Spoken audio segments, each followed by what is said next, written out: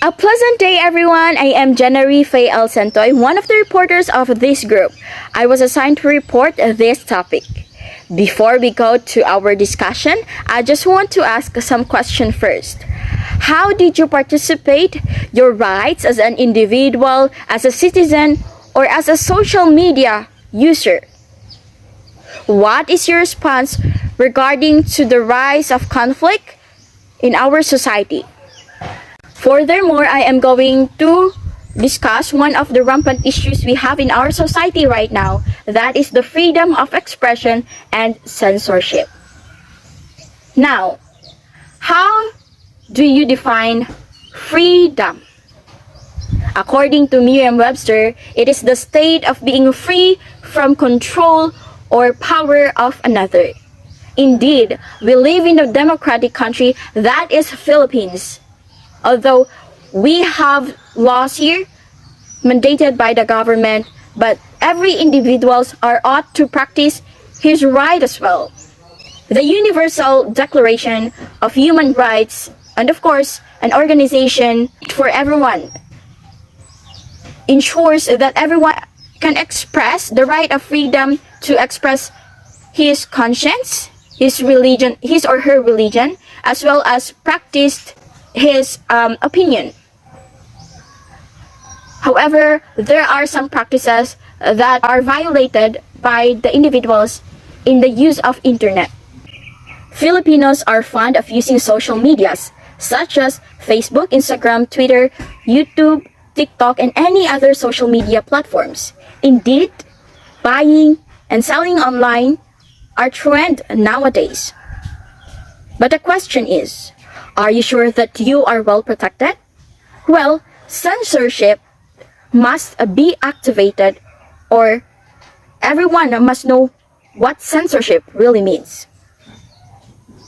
Censorship helps us to restrict some information by blocking and filtering the transmission of information that is not meant to share for everyone, such as some disgraceful and disgustful information. It helps us to protect individual.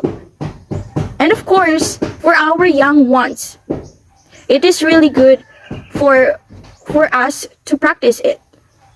Another issue that I am going to discuss is the e-pollution from e-waste.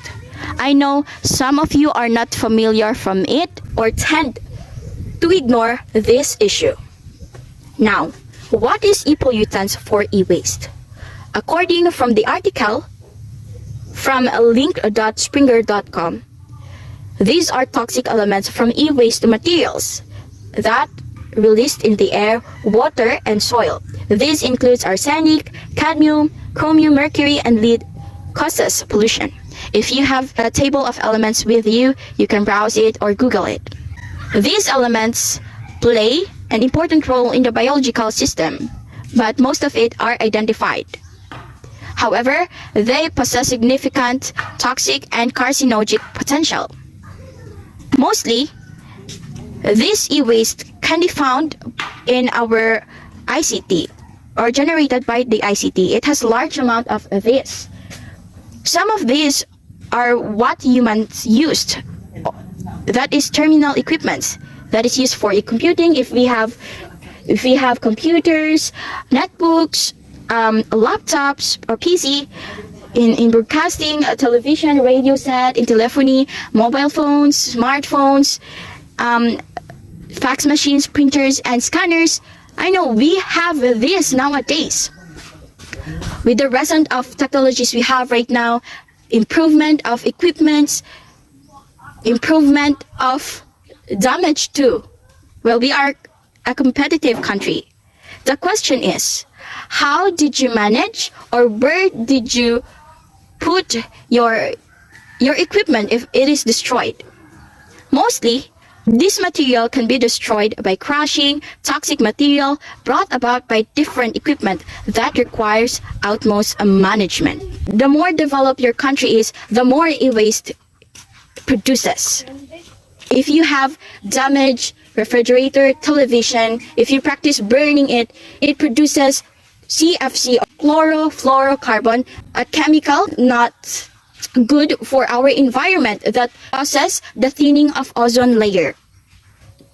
Well, it states here that every decimal state plays a significant amount of electronic waste that has been shipped from industrial countries to developing countries. Uses less environmentally responsible procedure.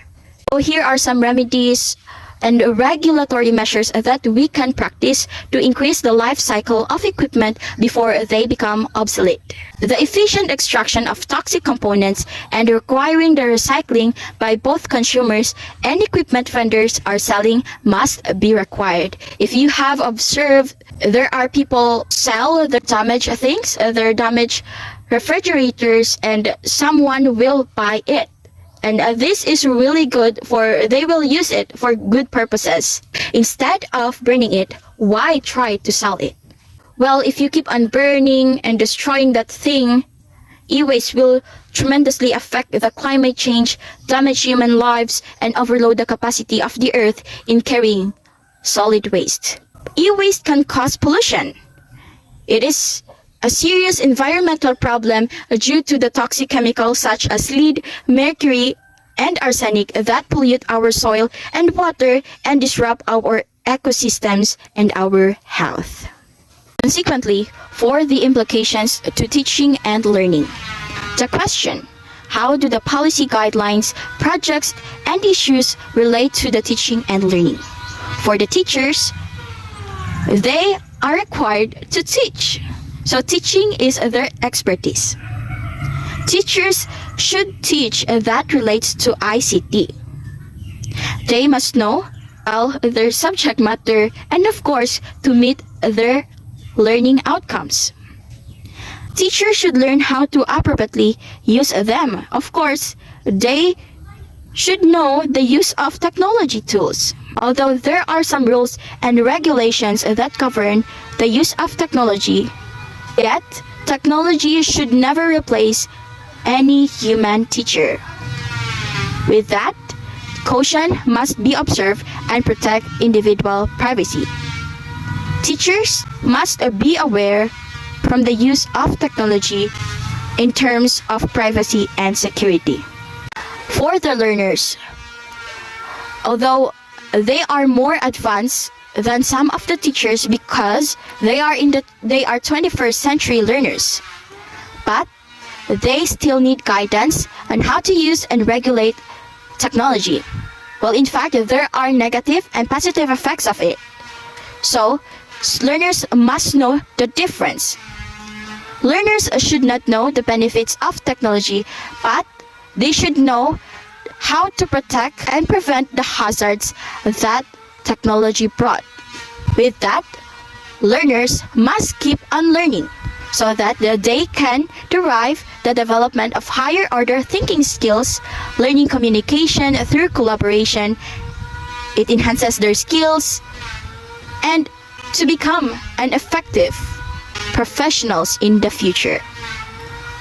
Well, both of them, teachers and learners, should be mindful of these issues.